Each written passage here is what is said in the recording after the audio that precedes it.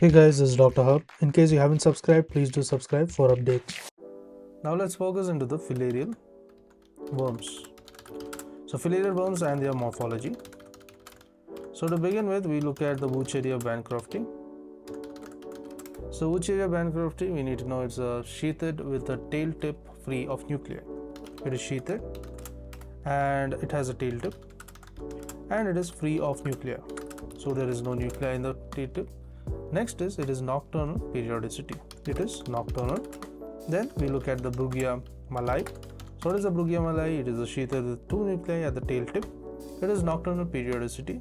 It is sheathed. It is sheathed with the two nuclei at the tail tip. So BM, it is two nuclei at the tail tip. And it is again the nocturnal periodicity. We look at Loa. The Loa is a sheet with a multiple nuclei at the tail tip. It is multiple nuclei at the tail tip and it is a diurnal periodicity. So till now what we saw is the BM, that is a Brugia malai, and the Wucheria bancrofti. It is nocturnal. The Loa is diurnal. So since the name repeats Loa, it's easier to memorize that it is diurnal periodicity. Next is Onchocerca. The Onchocerca volvulus and the Manzanella ozardi. So this is unsheathed with the tail tip free of nuclei. It is unsheathed. So it is unsheathed and it has a tail tip free of nuclei and it is non-periodic. It is completely non-periodic.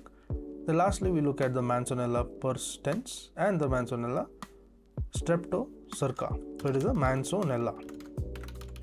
So under this Manzanella, what are the features? It is unsheathed with the nuclei up to the tail tip. It is unsheathed and it has a nuclei up to the tail tip and it is non-periodic. So what is non-periodic? The Onchocerca volvulus, Manzanella ozardi, the Manzanella persistens, the Manzanella streptocerca, everything is NP, that is a non-periodic.